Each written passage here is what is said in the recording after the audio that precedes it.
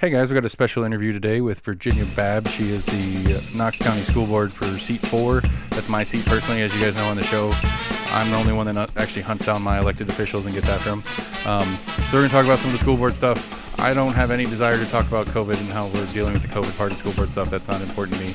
It's the broader spectrum of stuff. If you guys listen to the show that we released over the weekend, budgeting is always a thing. That's always a thing we talk about. And I guess this will technically be our first in-seat elected official we've had on the show. Everybody else is a new runner, so that'll be fun.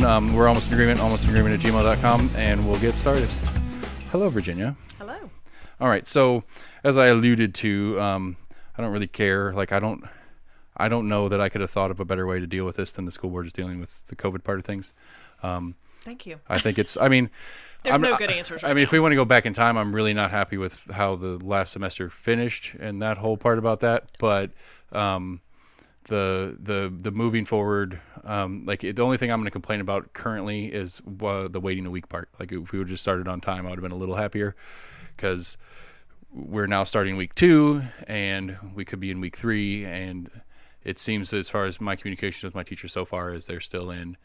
It's a whole new mode of this is the new way we're doing school, trying to get the computers and the Chromebooks up to speed and the kids comfortable on that. And I get the feeling, whether it's intentional or not, and you don't have to answer this if you don't want to, I get the feeling that at least there is conscious effort to make sure that if we do end up shutting the schools back down, if we have spikes and spreads or something like that, that they're trying to squeeze a bunch of getting the kids used to the computers right off the bat.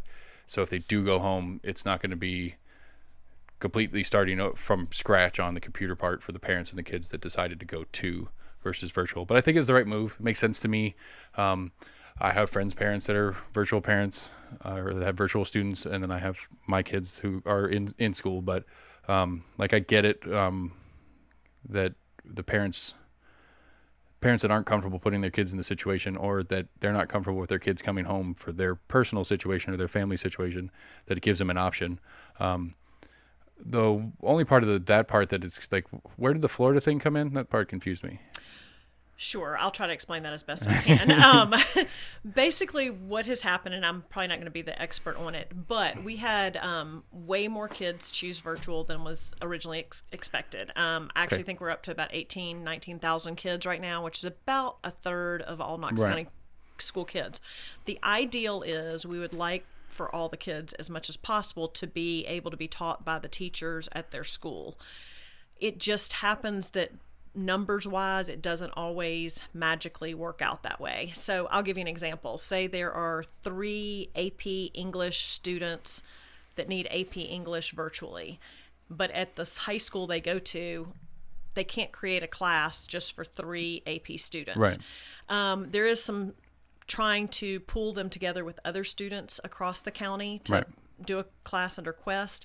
So when that did not work, these kids, we needed to find a way to get them educated. So that's where the Florida virtual came in. So it's multiple regions AP classes combined, or is it almost a one-on-one or a 3-on-1? No, it would probably be the Florida virtual, or probably teaching kids, and they're combining them from around the country. So there's some Yes. So different school boards that are doing a similar program. Yeah, Massachusetts is looking at this. Counties across the state of Tennessee are. And that's kind of accidentally neat if the students get to have interaction with kids from around the country as a byproduct of doing it that way. To be honest, I know there's a lot of controversy around it, but the Florida Virtual have been doing this for a while and are probably pretty well versed on how to do virtual classes. So all of this is a learning experience for everyone. Right. And so I wanted to be mad about how bad last semester was, but it's like nobody realistically planned for something like this. I don't know if there was stuff in place for a shorter term something, and the wheel, I don't know. The impression I got was that it was like, that was kind of the thing, that there was some short term, all right, let's give it a second to chill out, and then we'll start pushing things back together. And then the realization came that it's like, oh, this thing's not going to chill out. So it's this late in the year, we can't throw something together that we didn't have in place before, and we didn't have anything in place for a long-term outage. So it makes sense. Yeah. But I was one of those angry parents. I yelled at my principal a little bit about it. Oh, and I think you had every right to be. I'm not happy the way we did spring either. I think the way you summed it up is pretty much what happened. But I like to give the perspective also. I had 3 kids in college that supposedly continued education. It went virtual with them living in my house. it was horrible. Right. So just because the school system said that they were doing it virtually does not mean it was done well, because people were not prepared to be doing this. Right. I mean, I looked at my 3 college students that supposedly finished out the semester, and it was not quality education, and we were Right. paying a lot of money for it. Right. Well, see, I go back and look at my college, and my college was, in my opinion, college was 98 or maybe 90% social to me. I think the mini step of living on my own, but with a little bit of help and supervision and some stuff in place to make that step, the friend grouping, stuff like that. I don't feel like in hindsight, I got a lot of education out of college. I got more, or at least book education. I got more social education out of the school experience to me. And I think that's, I don't know. I don't want to go down that road. I'm mad at the lottery. I'm mad at a lot of stuff as far as how the state treats school stuff, but we can come back around to that. So we need to back up. Let's do a quick history of you in the seat. Is this a term limited job? It is School not. board seats are for 4-year terms. Right. Strangely enough, for school board, you can run forever. There are no Right. term limits on our seats. So I am in my first term. I am halfway through my first term. So Okay, so I'm 2 you'll come years back in. in 22. If I chose to. Right. I'm saying, but it will be a ballot item in 20. Right. I'm trying to figure out when I get to run against you is what I was hinting at. Well, with the current COVID situation, I think it might be an open seat in 2022. All right, you heard it here first, people. We're dropping all sorts of little random exclusive bombs on it. And so, and again, just to get some of the politics part of the game out of the way, Sure. It is a partisan position. No, it's nonpartisan. It is not partisan. We do not run by party. Yeah, I'd Okay. have a hard time getting elected if it was by party, because I Okay. don't belong to either one. Right. I don't know anymore. This has been a conversation that we've been having, is that I would have called myself a Republican for the longest, but I haven't, and I've come off that but I haven't changed my registration because it's been the same for years. But I'm understanding that you don't actually register as a party in Tennessee. You just register, and then primary. when you select your party at the primary, which is weird because then it's a felony, and then it's all sorts of weird stuff. But it's a felony that you can't do anything about. And so,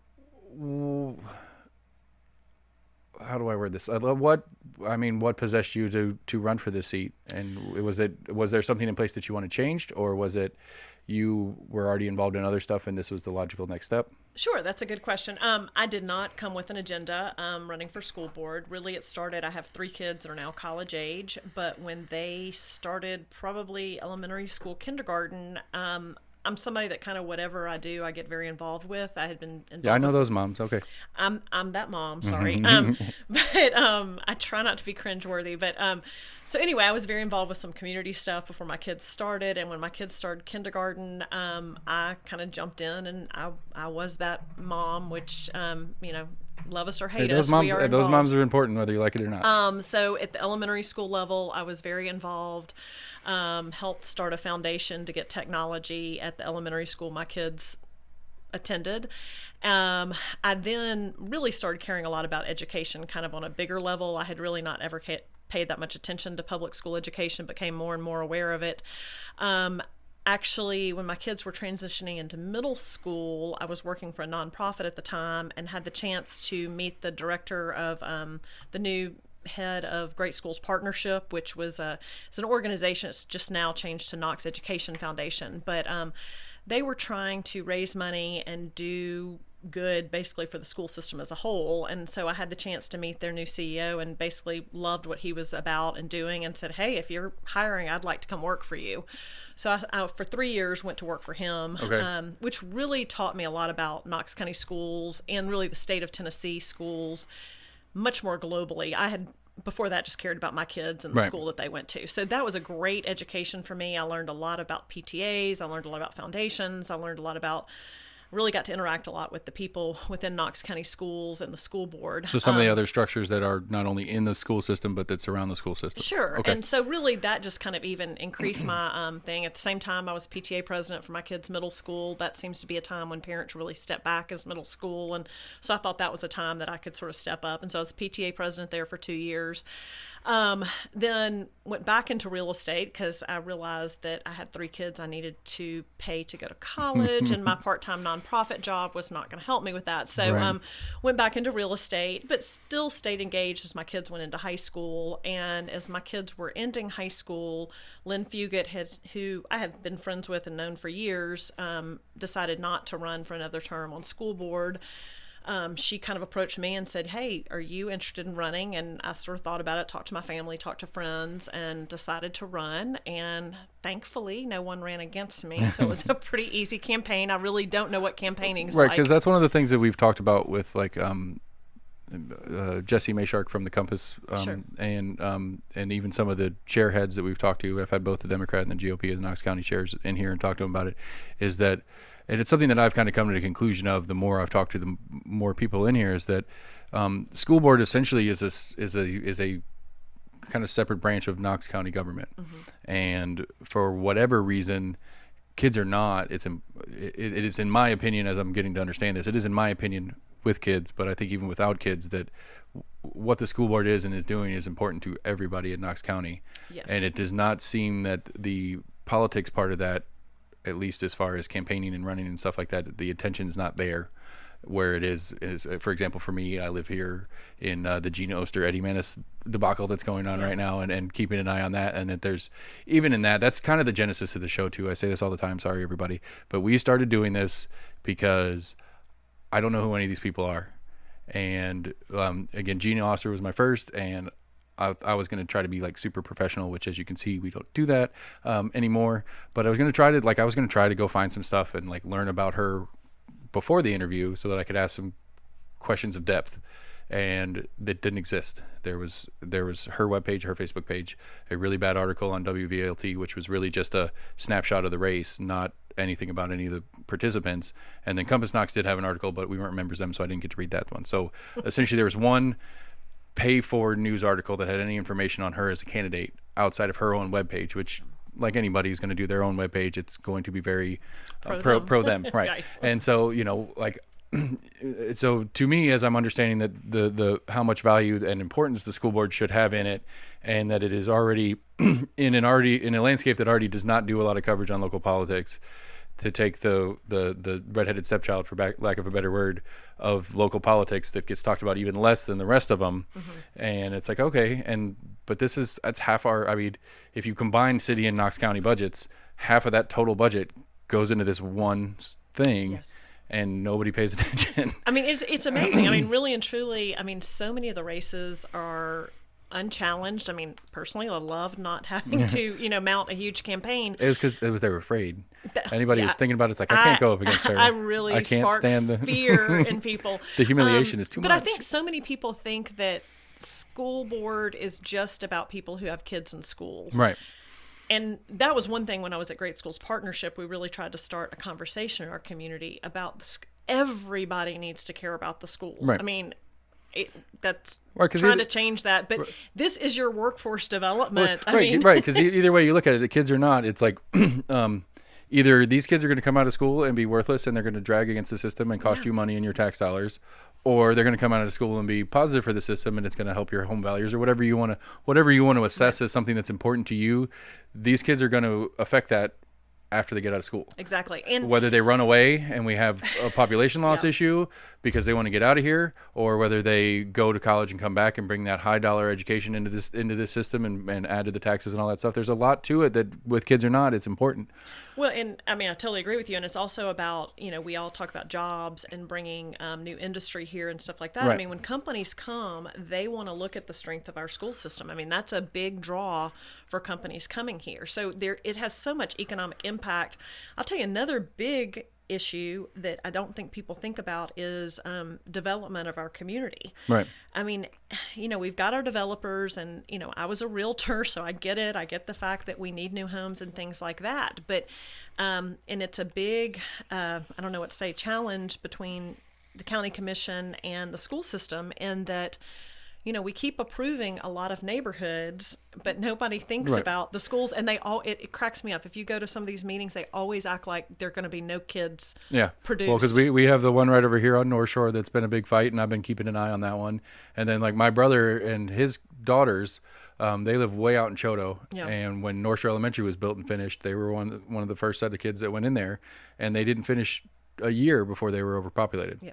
You look at that area, Choteau, the whole, North Shore corridor there, and I'll tell you the big issue we've got in our community right now is Hardin Valley. Right. And I mean, we're voting on a school and Wednesday. that's the seat that's it's vacated. going to come up. Yes, Yeah. It's going to come up for election. So anybody that lives up that direction, they need a school board person to run on in here in November. Get on it. Pull a petition. Yeah, the petition goes live tomorrow, if I read correctly. September 1st is when you could go pick up your petition. But I mean, I look at it as a realtor. I mean, Hardin Valley is a great area. I mean, it draws people that want to work in Oak Ridge. Work in Farragut. Right. I mean, it's very accessible to a lot of people. It's a lot of new homes, things like that. But guess what?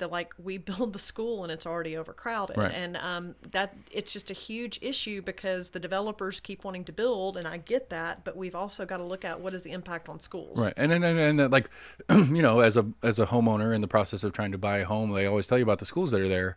And I don't know that stat of the population of the school. I mean, the population on it I remember looking back at it, that the population in the school was there, but it doesn't say how many is supposed to be there. You know what I'm saying? Right. Like, how many portables do we have right. out back? Right. There's 700 students in this school, and it's a great school. It scores this way or that way on these different little metrics that the realtors put out to you, but it doesn't say that it was built for 500 kids. Right. And there's 700 in there, and we have 7 portables, I think, in the back of Rocky Hill here, and it's and there's nowhere to go.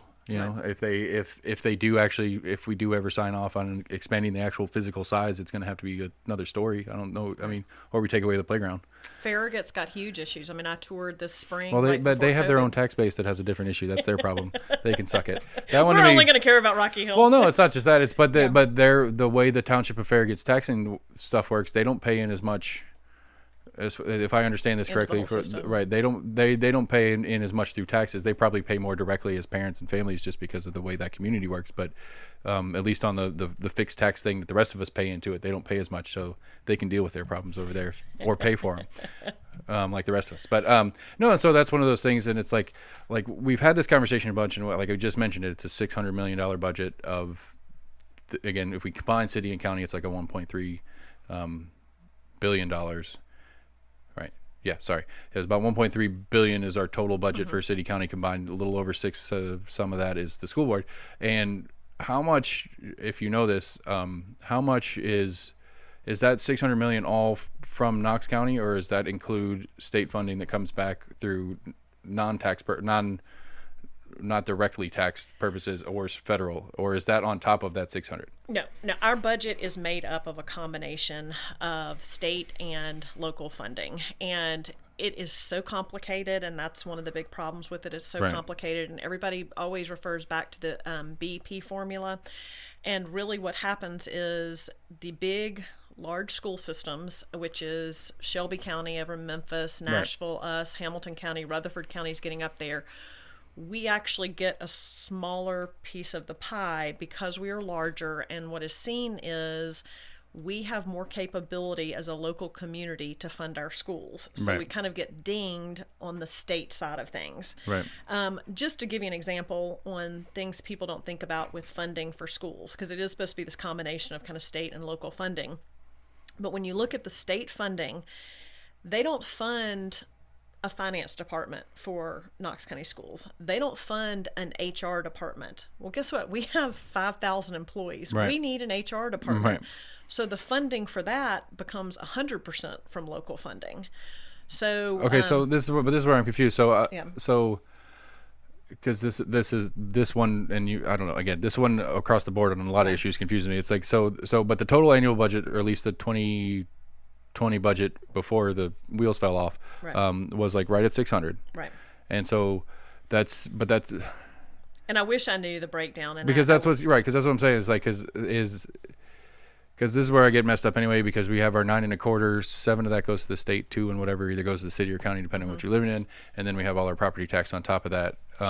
So I guess the first question, which I don't know if you know this or not, I'm sure I could Google it. I know I should have gotten some of the finance. But how much does the county portion? How much is that's coming directly out of either property tax or the 2 1/4%? You don't have to know this. I'm just and I don't working know it out loud. I mean, I hear it, and I am the worst with facts and figures as far as retaining them. Well, because one of the things to me that's stupid, and it's something Yeah. that we do all over the place governmentally, is we send money to Nashville and then Nashville sends it back. Yes. Well, if we send 10 to Nashville, we're lucky if we get 5 back. Yeah. So why don't we just keep the 10 here and quit wasting the time, and quit losing that in the bureaucracy of it? And I get it. That $5 is from cost of the different people that have to handle it and move it and allow this and check this and write the check and do whatever. I get why it costs money to move that money.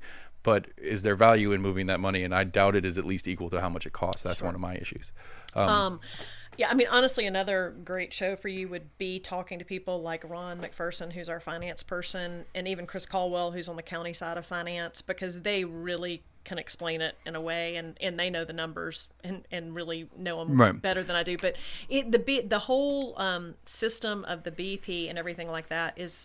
I've sat through several workshops on it, and every time I do, it's like another light bulb goes off because it's so complicated. Right. And how it's figured and things like that. And there's actually a lawsuit, actually, I think it's from Shelby County and Nashville, actually suing the state about that we don't get, the big school systems don't get enough of the money. The state money, right. Because, I mean, yeah, because it's like we were talking about this the other night. I mean, you kind of reaffirmed the numbers. We got 20,000 in the virtual program right now, and that's a third of our student body, which makes it about 60,000. So take 600 million, do the math. It's 10 grand a kid per classroom, essentially. And it's like, with COVID classrooms, I think my 4th grader has 18. 180 grand a year goes into that classroom. You don't have to tell me what teachers make. It's not important because then we know it's not enough. Right. But like, that's one of the things to me that I'm trying to wrap my head around, is the idea that like I was joking with that on the show. It's like, give me 180 grand and give me 20 4th graders, and I'll hire a teacher and I'll go rent a building and we'll figure out what the correct curriculum that the state requires for. And I'm going to have 30 grand in my pocket at the end of the day. Well, you also need an art teacher, a PE teacher, a social worker. We have special ed population that need, physical therapists, occupational therapists, so. And I mean, I say that because one of mine is in a speech thing that's an auxiliary thing, but it's still like, that's what I'm curious about, because I get that. I truly do, in the sense that, but that PE teacher at the same time, like, what do we say, 700 or whatever over here at Rocky Hill, that one PE teacher is going to be split up between all of them. Right. And so if we break it down, hey puppy, here's Rowdy. Everybody on the show knows Rowdy. He's going to make noise and bark at some point. And so that's just trying to wrap my head around what that is. Yeah, and probably a good way to see that it's probably not going to cover your costs is that none of our private schools are usually charging the tuition that we're paying. So they're not able to get by. And they're not for profit. So I looked at it for just because of the craziness, and I was looking at Sacred Heart over here, and I think it was like 17 a year. Yeah. And so even if I got the 10 back from the state, I'd pay 7 on top of that. But I don't know. That's how my brain wants to work on things. I want to understand it. Like Max, one of my co-hosts on the show, and I, we own a business together, and that's how especially when we were first getting going and we were trying to figure out how much things should cost and how much we should price things for, it was really break everything down to a per day. Sure. It was like, we have the rent is X number of dollars per day, KUB is X number of dollars a day, break that all per day, and then figure out what the math is. How much do we need to sell to offset the cost of goods plus that in a day? And so that's what I'm trying to do without having the ability to access it. I'm sure it's accessible if I ask the right people to give me, or like one of the finance people you were talking about.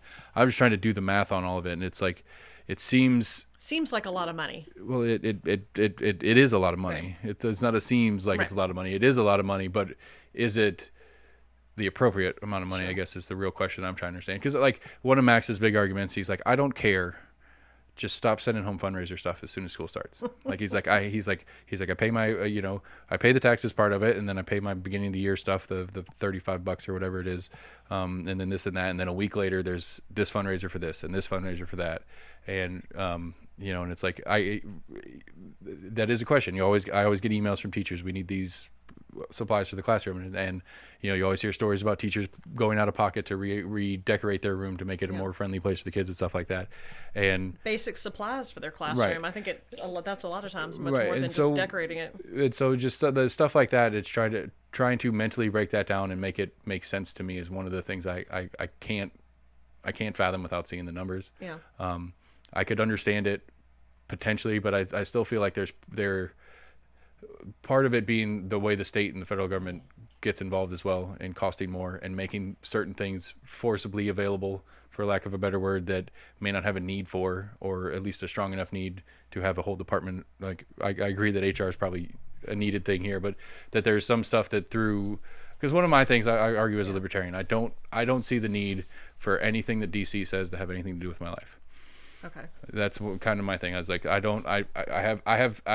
have no feelings here or there on Betsy DeVos, because she shouldn't have anything to do with me.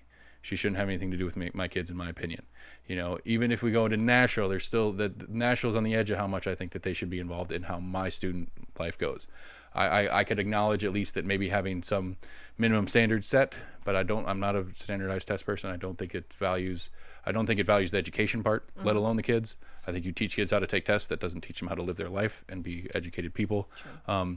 And so the need for structures like that, by having that top end management, is one of the problems to me. And I'm not really going out on a limb, but just for safety's sake, going out on a little bit of a limb to say that some of that structure is what is costing so much. Yeah, I think there is the perception in Knox County schools that we have a huge bureaucracy that is inflating the amount of money, and we've had some past people that were elected that really spun the story that the Andrew Johnson building was just full of overpaid people, and I'd love for you to go on a tour of the Andrew Johnson building. That first off is a dump, and I'll take it anytime you want. If this COVID thing ever ends, we have like 4 tours to go on for different guests we've had. Because first off, the Andrew Johnson building, it is a dump. I mean, it really is just pathetic place. Well, and in fairness, if it's not a school that's built in the last 10 years, they're all pretty dumpy in there. That lovely yellow brown tile that's everywhere in the schools and stuff. Well, like the Andrew Johnson building's the downtown that they're selling for a hotel, and so it's. Because you guys, right? Because the school board's moving into the TVA building, or UT Tower or whatever. UT Tower now, but when you go in there, they're not people in there, because most of the people that are seen as the bureaucracy of the school system are kind of out in the schools for the most part. Right. Yes, we have a transportation department. There's people running the buses, and Lord, they're dealing with crises after crisis every day. We have the HR people. We have the finance people. People have got to get paid, paychecks, things like that. We do have an HR department. Like a PR department.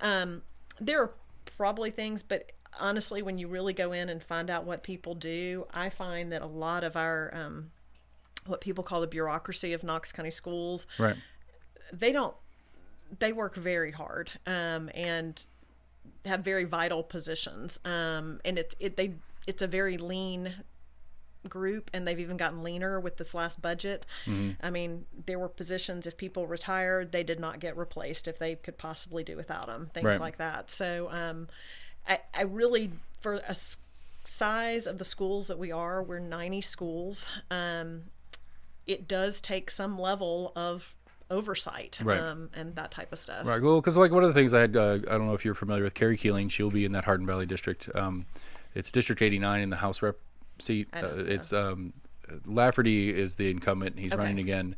She's part of an organization that tries to make sure there's somebody else on the ballot, and the people that they had lined up ended up falling through. So she stepped in, and she volunteered as a write-in candidate, and more just out of system curiosity to me. I wanted her on here because I want to understand what I would have never have thought that you needed to register as a write-in candidate. Mm-hmm.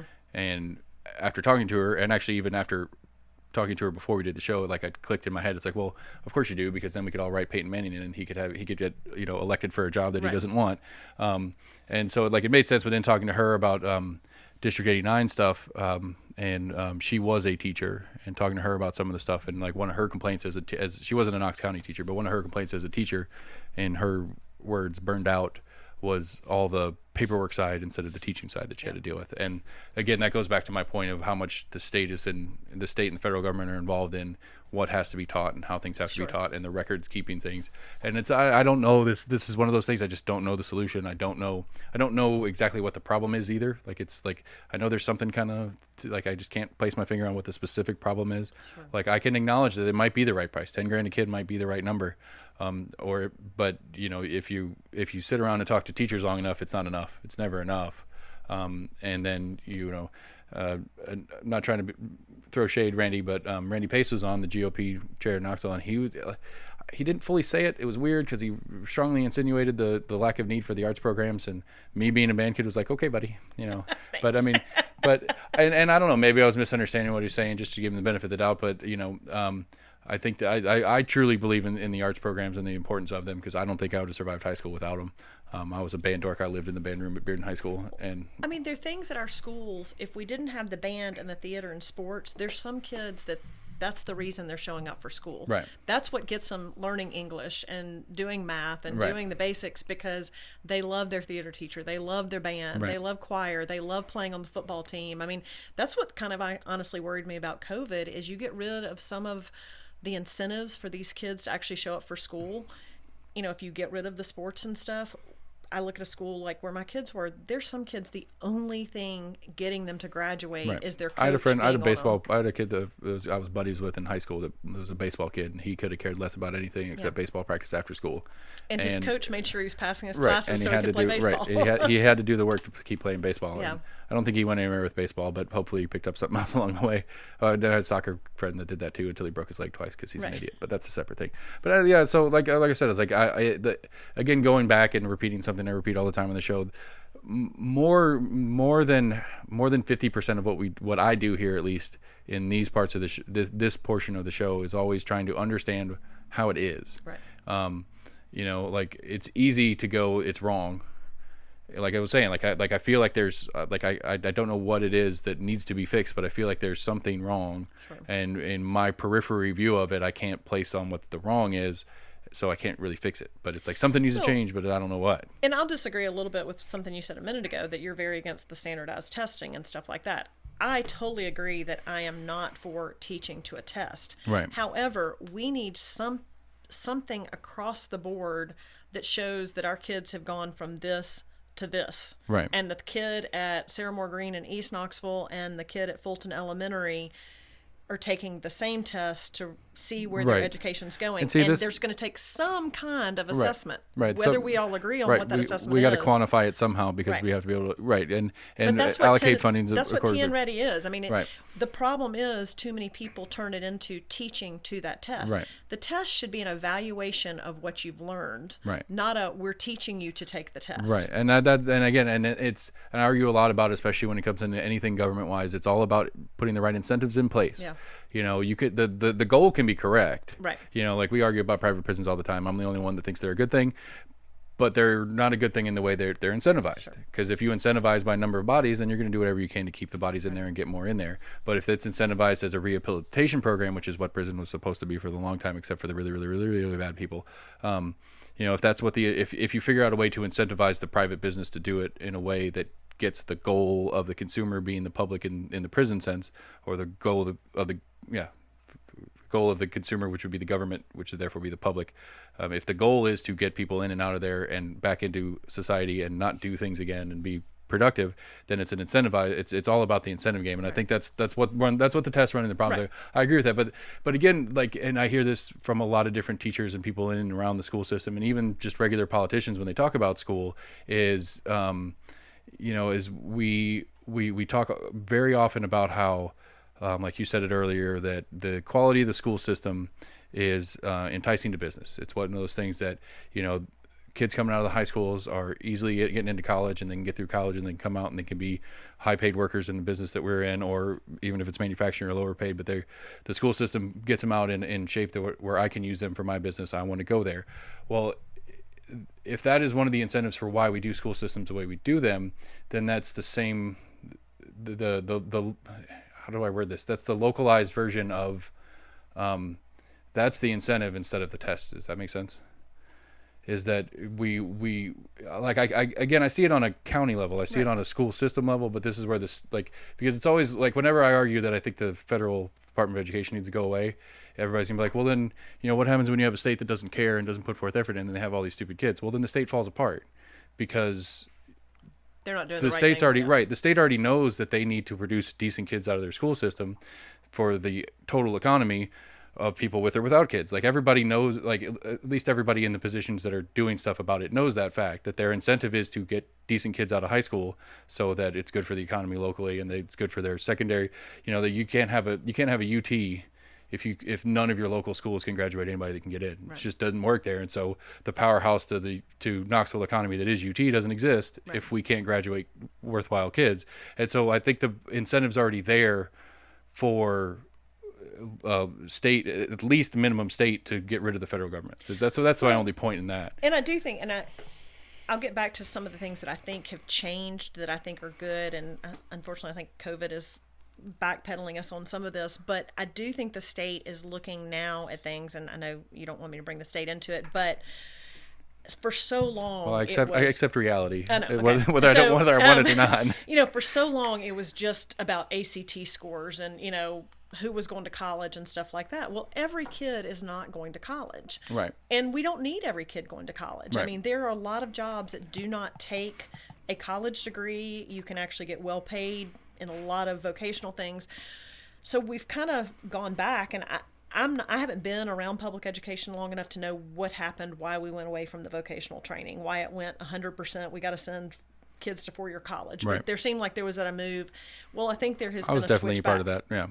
And I'll be honest, I didn't grow up here. I didn't grow up in public school education. I went to a very much college prep school. So this, I'm learning a lot about this, but I have been involved and gone some neat trips and stuff like that to see some things Nashville's doing.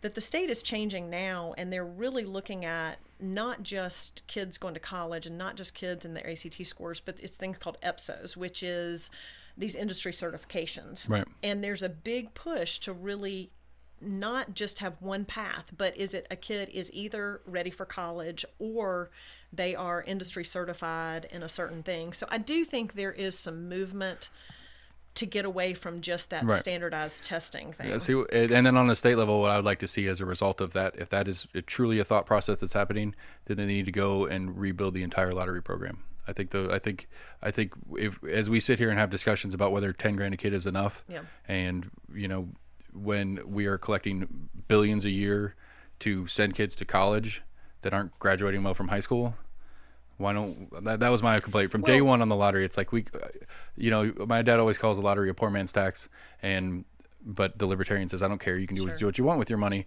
but if let's graduate better high schoolers instead of having every high schooler be able to get some college for free. Sure.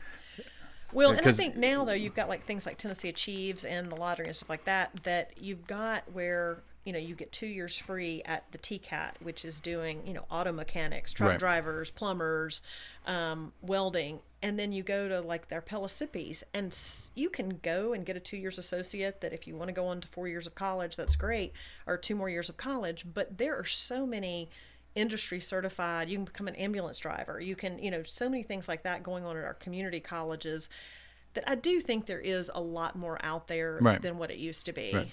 And I mean, and to be fair, I'm looking back at most of this in my experience, because I'm not at the level with my kids yet where I'm looking to that end of it yet. Right.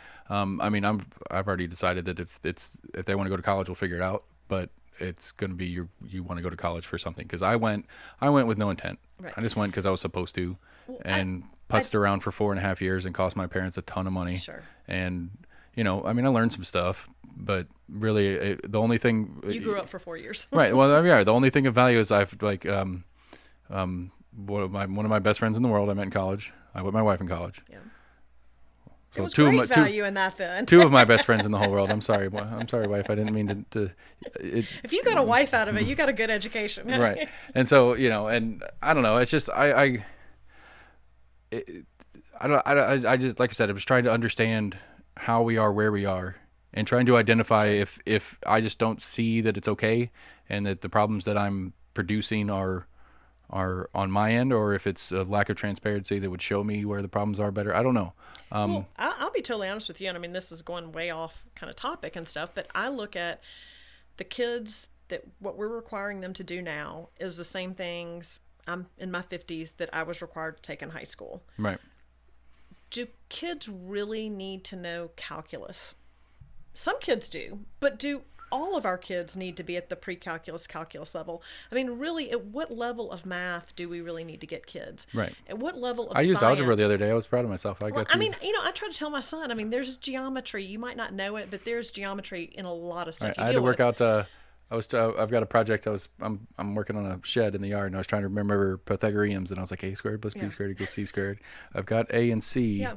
Let me do this backwards. And so I figure out B. had to, I was like, oh yeah, I did learn something in school. But I do think we haven't really looked at our whole educational system. I mean, this is getting way beyond Knox Right. County and stuff like that. But I mean, to really be productive citizens, I mean, there are kids that do need, chemistry, physics, all of this stuff, calculus. Right. The next Elon Musk needs to do that stuff. We need to produce those kids, and then we need kids that need everybody needs basic math skills. I mean, you need to understand, Right. Your money, your finances. If you're going to have a business, you need to know how to run your Right.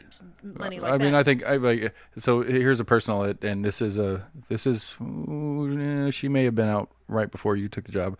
I had an employee who didn't know how to write a check. Yeah. This girl's 19 years old and doesn't know how to write a check. I'll tell you right now, nobody knows how to write a check I know. because nobody does checks. I think that was not a good life skill. you say that, except that I'm thinking about the last time I had to spend $65 for another book of checks for work. Yeah. I mean, we go through a lot of checks there, but you're right. But I mean, it's like, basic finance. I agree with it's like, I don't know, but the whole country doesn't seem to have a whole conversation about what we're teaching. For so long in elementary school, you're really teaching kids how to learn. You're teaching them how to read for the sake of reading, and so that they can, then learn other things. But especially when I think you get into the high school level, are we teaching what we really need to teach kids to be productive citizens? Right. Like one of my problems is my fourth grader has the worst penmanship in the world. Yeah. Oh, yes. And like I think about it, and it's like, yeah, you need to be able to, you need to be able to leave a note on the door, because when you're in middle school and you go over to a buddy's house and I get home from work and you're not home and I'm freaking out, there's a note on the table and I can read it. But he's going to text me anyway. That's what I'm saying. Like I have terrible penmanship, which maybe it's hereditary. Maybe I gave him the terrible penmanship, but like little stuff like that. And like we've had a long battle in this household about how much electronics time they get and stuff like that. And then sometimes in the show when we're all sitting here, we got a couple of beers and I'm like, how much, like, I grew up when I think I was in third or fourth grade when we got a Nintendo, right? And that was like super exciting. And then somewhere in my middle school area, we had an Apple IIe, black and green screen monitor computer. I got to play Carmen Sandiego. For some reason, Oregon Trail was never in my house. My mom wasn't down with Oregon Trail, I guess. But basic, real basic, word processing, nothing special. And then I remember when I was a freshman in high school is when we moved down here to Knoxville, and we had the good old fashioned dial-up, and like just to get online to see, like to go to a sports page to check scores or something like that takes 3 minutes, and you're sitting there waiting, and then there it is and stuff like that. And so now if we don't get it in a second, right, and now and now I'm sitting here talking to you, and in fairness, I have checked my phone a couple times, but it was because I had a couple questions that I had taken notes on in my phone, and that's why I'm on my phone. But I mean, at the end of the day, there's no doubt that I'm on my waking 16, 18 hours a day. I'm probably on my phone for 7 or 8 of them, or I'm sitting down here in front of my computer and play, and so like, I don't know. And I don't know what the educational part of that is. And we get a really neat jump start, I guess, currently, because I guess in 4th grade, they start getting computers access anyway. This wasn't necessarily new for the pro, as far as the programming goes. The 4th graders already do started using some of it. Right. Well, honestly, but now we got a kindergartner that's supposed to respond to emails. One of the, I think the most interesting things I've seen out of COVID is I feel like, there were all these articles about kids, too much screen time, they're not socializing enough. And I think it was I still think it's a huge concern, but all of a sudden, I think everyone realized with COVID how starved they were from people. Nobody said, "Oh my gosh, this was great. I got to sit home and be on my, iPhone all day long. I want to do this, and I want to keep doing this forever." It made people realize, like, "Oh my God, I want to go to school." Because a year ago, you make the joke about the couple sitting at the restaurant eating together on their phones, sitting next to each other, kind of thing. Where even that was better than what we had to go through for the last 6-9 months now. And because like long term. That extended summer and the mess that it was is going to have some long-term issues as far as socially and stuff like that for the kids as well as the adults. But I get what you're saying on that. I find that interesting. I'd be curious to know somebody way smarter than me on like what should curriculum look like up to a certain level, and when and again that goes back to like the lottery thing too. To me, it's like I think I agree with the kind of whole base level, broad level knowledge thing is important. But But at what point do we need to let kids start specializing? Not fully specializing, but, is high school now get to be a lot more, pick and choose your classes instead of, you still have to take English, you still have to take, certain whatevers, but if math is just not something that clicks with you, you get through your geometry and algebra, but you don't move on to calculus because you're not going to be a rocket scientist or whatever. And it is a lot too of like, okay, do we go ahead and like stifle somebody? But I haven't done a lot of traveling in Europe. My kids have had more than that than I have, but my girls went over to Switzerland a year ago and they stayed with the family, and they came home and they were like, God, it was so interesting. They're like, basically after 8th grade, like not everybody's in high school. Like you start either apprenticing with people, right, or, and she was even like, they were even like the kids that are going to college. And I had 2 daughters that school was kind of their thing. They right, did well in school. They loved school. And they're like, we probably couldn't even get into college over there, because over there, if you're on that college track, I mean, you are so smart. And, right. But that lead in 9, 10, 11, 12s is much more specified towards that instead of still being on the broad system conversation. Right. So it was just very interesting, and they had a very interesting perspective learning about that, of like, wow, at 8th grade we would have to start picking, are we gonna become an auto mechanic, or do we want to go on to college and stuff like that. And I think in the US we have decided we don't want to make kids decide that early. Right. We want to leave it open to like 12th grade, and I don't know what the right answer is. Right. And I think that's a bigger question, because let's see here. When I was in 8th grade, I'd just gotten into doing band stuff, but at that point I was still going to be a baseball player. Mm-hmm. And so when I was a freshman in high school, I was like straddling between being a band dork and an athlete. Yeah. And it was either being in a band or being a professional athlete. I mean, that's what in my head. Yes, I was going to be. I think every boy has those kind. I was going to be a musician or a baseball player, and then and really, the 2 strikes that happened in the 90s in baseball is why I quit caring about baseball. Like I still don't care about baseball because of that. Like it's just I was in love with baseball as a little kid, and then that first strike, and I didn't understand. Like I don't understand what a strike or a lockout is, and like how this is a finance conversation or whatever. And I was like, they just aren't playing. Why aren't they playing? And then about a year later, it's like, okay. I started watching baseball again, started caring again, and then like 2 years after that, they did it again. And then I understood actually what it was. I was like, nah, I'm done. Right. No more. Although, I would have liked to have been one of the guys that said, you got to pay me more. I'm not going to do it. But anyway, that is very interesting to me. And I don't know. I don't hear anybody talking about that. Like everything I always hear from from any of the politicians I either have talked to or you hear about on the news, like especially federally, it's always more of a Band-Aid conversation. It seems like. It doesn't seem like, and this is on any topic, I guess technically, but staying inside the schools, it's always Band-Aid stuff. It's not like it's too radical of an idea to say we need to overhaul this whole thing. Yeah, nobody talks about that. I've never heard that. Like we need to, let's take a minute and let's really think about this, and let's really think about what our goals are as the society, and then let's think about what's realistic that we can do to completely do better.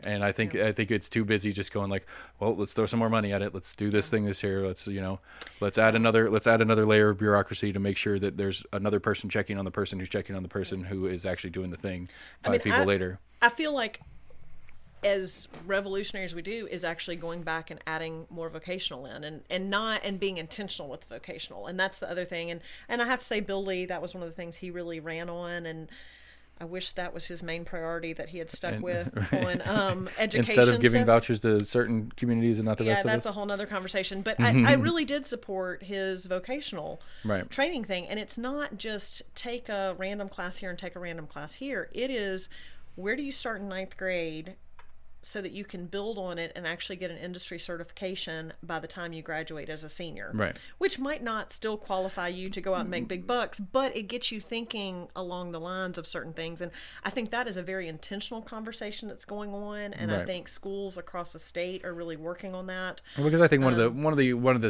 the aside issues to the same animal though is like, what is the work, like really moving forward, like I guess that's the same conversation. And how do we do schools better? It's like, well, let's project 10 years out into the future and say what are the jobs, because like Andrew Yang and his whole presidential run was all about the universal basic income because he feels like we're going to be automated out of most of our low-paying jobs in the future. Yeah, like I invested in a burger flipping company. It's a robot arm that does burgers. Yeah. And I was like that. I mean, it's logical, and especially as we have these minimum wage arguments and all this other stuff going on, realistically, I could see in the next 5 years being like 2 people that work at McDonald's and go through a $5,000 lunch with 2 people and a bunch of machines kicking everything in and out and around. And I think that's when a lot of the conversation was going on about, kids getting educated and stuff like that past high school.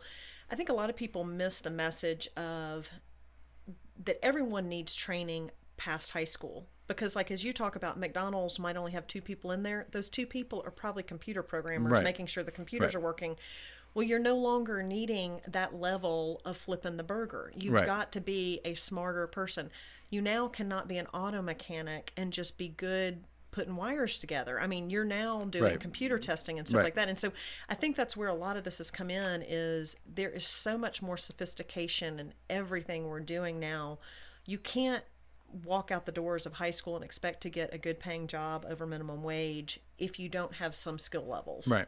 And I think that's true, and I think that's one of the things that either none of the futurists have put it together succinctly enough that people are willing to swallow what the future of work is. Because I think that I don't necessarily fully agree with the universal basic income conversation, but I understand the basis of it. Like I understand the idea that it's not ridiculous that at some point in the not so distant future, a lot of these what are now considered minimum wage jobs, especially if minimum wage gets pushed up again, and those who are, the managers in these companies are going to move where I can have a person or 3 people do a job, or I can buy a machine that costs a whole bunch of money, but it's going to last way over the time period and all that kind of stuff.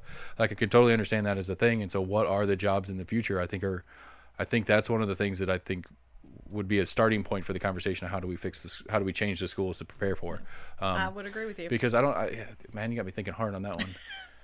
I mean, it's a big picture conversation. I mean, it goes beyond just what do we do at the Knox County level. I mean, it really is a big picture. See, but that's one of the things to me that I think is one of the problems that goes back to me in my my libertarianism thing is I think having the overarching state and federal government having the involvement in makes it slower to change.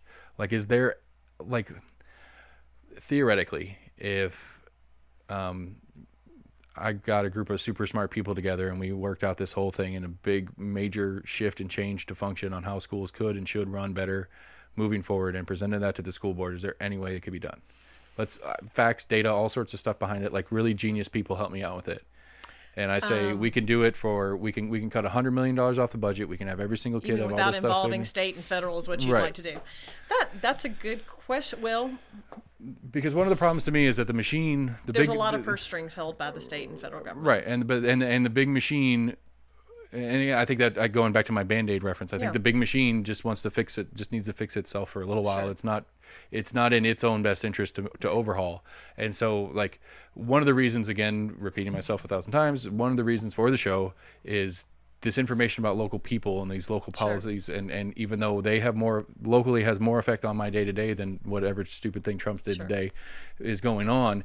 But we don't know about it. And we don't pay attention to it. And the more I'm getting upset about particular points and pieces that's going on federally, the more I'm like, well, I need my government here locally to be able to push back for me because I can't. Well, I will say, I do think we do some of those things. I think it's very hard to come in and go like, okay, Knox County Schools is just going to be revolutionary and we're going to go against it. But we do small pieces. And I'll give you an example, which I think it's kind of like a little hidden treasure that I'll kind of expound on. But like Career Magnet School. Are you familiar with it? Nobody seems to be. It's one of our magnet schools. My best friend that lives over here is a gym guy at STEM, but other than that, that's the only thing outside so of. Ellen and STEM, everybody kind of seems to know about them. Career Magnet School is done in conjunction with Pellissippi Community College out at the Strawberry Plains campus. The school is down in the basement. It's 100% magnet. Kids from anywhere across the county can go to school there.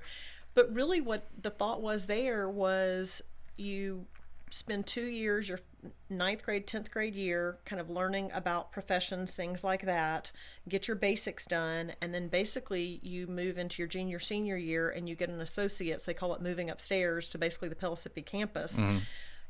You could graduate both as a senior with a high school diploma and associate's degree. Now, what they found as we've been working on it and stuff like that, it's hard for all these kids to do it, but a lot of them are getting pretty far along down the road of getting an associate's. Right. It's getting them But either to think way, about they're past a high school graduate before they graduate high school. Right. And so I think that's one of those things where we've tried on a small basis of let's try something new and things like that. So I think when we do things like that, we have to do them kind of on a small basis and try them. And then if they work really well, then we could expand them more. But, your idea of like, if we came up with a way to revolutionize schools, could Knox County schools do it? I don't know overall. Right. That That's could. the real question. Yeah. Like could legally, I guess is the question, or financially. Well, not could it politically, because I can see we how really it'd be couldn't, because there are so many state requirements of like, you have to have you have to pass the civics test before you can graduate. You have to do this before you can graduate. Right, and see, and again, that goes into the problem. And that's a state level. Right, but we clearly understand as a Knox County school system that the better we do with our kids is going to be better for the full economics of the county. We already understand that incentive.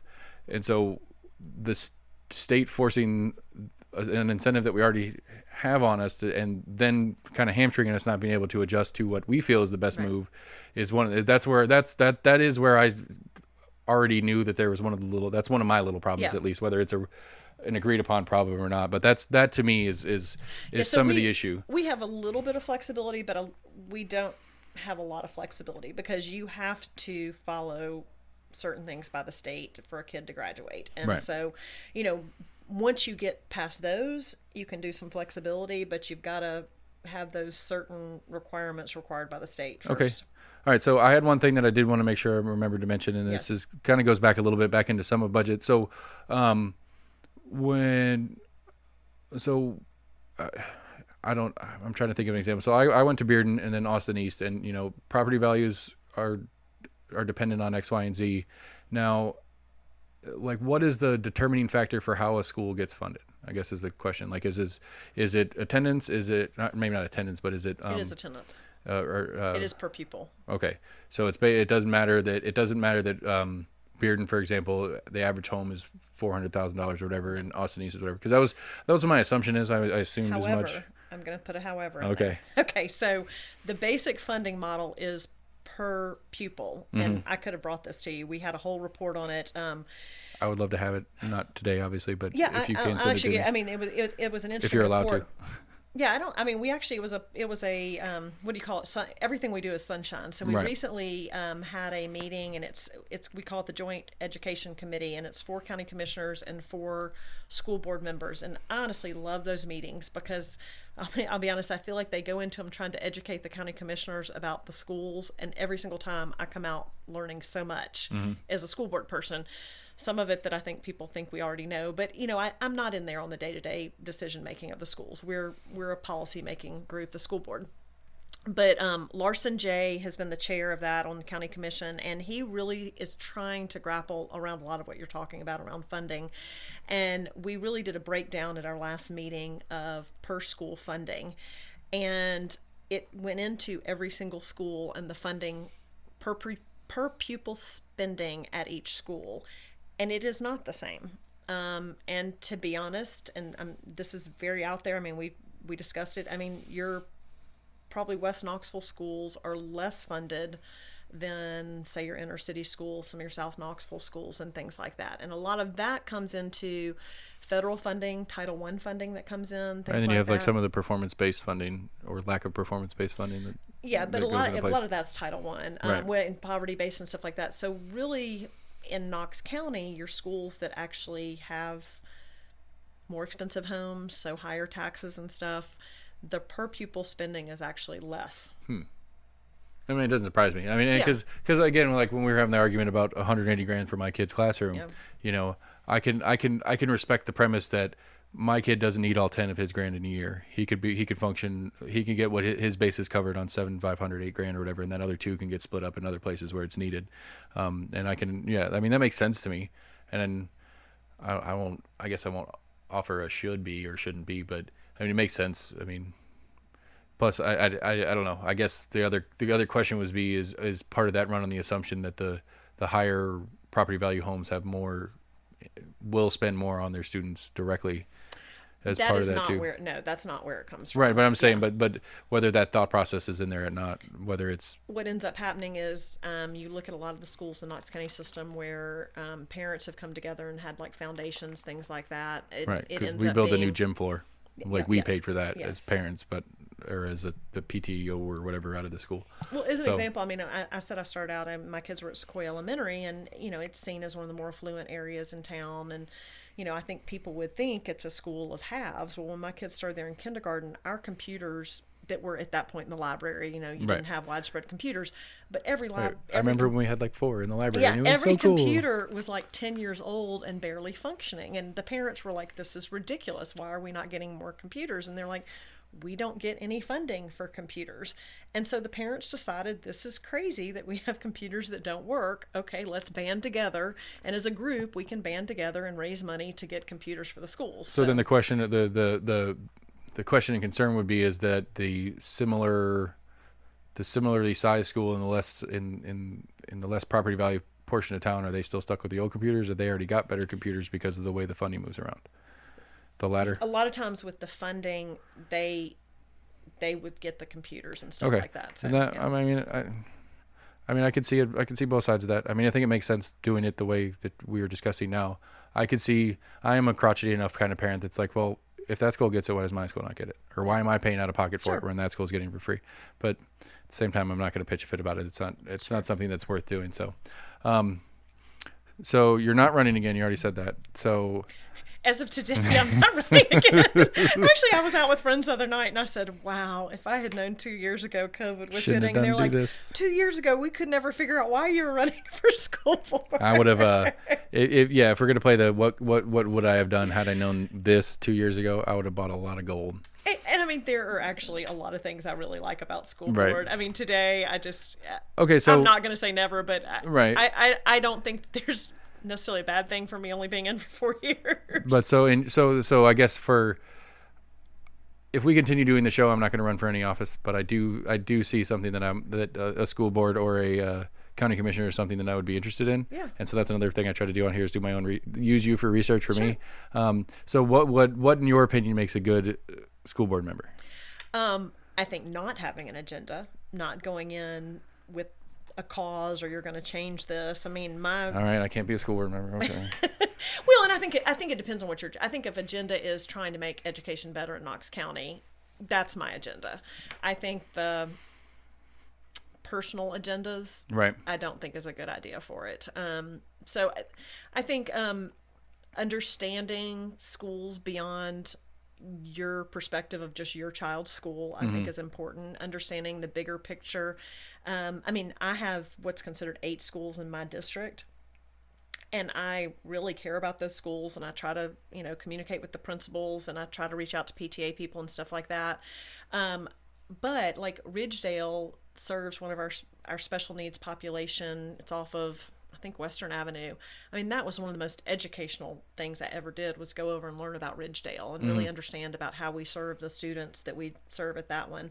I understand Hardin Valley needs a new elementary school. It's not in my part of town, but I understand the bigger picture of what Knox County needs. And so I think that's another part is understanding you serve your district, but you also are working for the better schools for the whole county.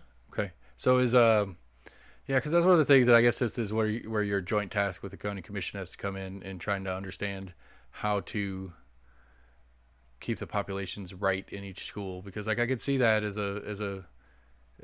kind of a constant headbanging kind of thing. It's like, well, yeah, they can put a 300 home complex over there, but we can't fit those kids.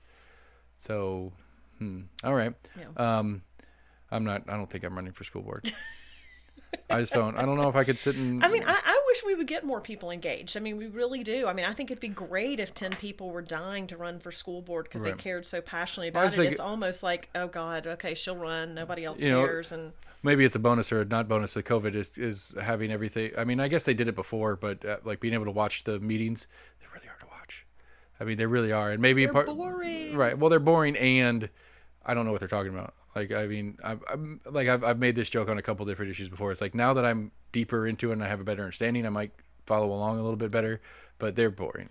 Well, and I actually, Daniel Watson is getting sworn in tomorrow as a new school board member in kind of, I don't know what his district is. He's District 2, I think. Tony Norman's place. I just remember when we were looking at the ballot for August that there was, I think it was only one district. I know what part of town, what schools it is, but anyway, I went to Daniel's. North Central, like Broadway, like through Broadway and Central? No, that's Jennifer Owens' district. This one is kind of Cedar Bluff area. I thought that was District 6, so now I'm confused. Well, yeah, they're very so anyway, but Daniel Watson, I went to his training and I was kind of talking to him about stuff, and I said, our school board meetings, we basically are voting on contracts and stuff like that. It is very dry. I mean, more of our discussion, and these are all open to the public, they're just not televised and stuff like that, but like we have policy review meetings, and that's where if there's a policy, we really get into the nitty gritty, right. like and arguing about it and stuff like that. Then it should be the other way. That should be only on TV and not open to the public physically, because I'd sit in the back of the room and start yelling at people, and then I'm interrupting your meeting where at least if I could spectate on it and keep my mouth shut, I get the information I want to know, and then I could talk to you afterwards and be like, this, that, and the other. That makes sense. Yeah. Okay. Well, unless we want to go 2 hours, I probably need to cut us off because I'm having way too much fun. Okay. It's been good talking to you. It's been super great. I got a little outro, and then we'll send you on your way. Virginia Babb, everybody. That was wholly informational. See, I was part of Knox County Schools. That's why I can't speak proper English. Virginia Babb is the sitting District 4 County School Board member. As of right now, she may or may not be running again, but we got a little while before we have that one. I'm so used to doing these when I have I'm plugging Facebook pages and stuff for candidates trying to figure out where they're going. But she's just here. You can get on the Knox County Schools website if you want her email, and you can email her questions as a concerned community member in her district if you live in District 4. But I'm going to make you do the work because she's not sharing. But we are almost in agreement at gmail.com. We're on Facebook, YouTube, Twitter. We're on most podcast providers. If we're not on the one that you like, give me an email and I'll see if I can figure out how to get on there. Have a great day.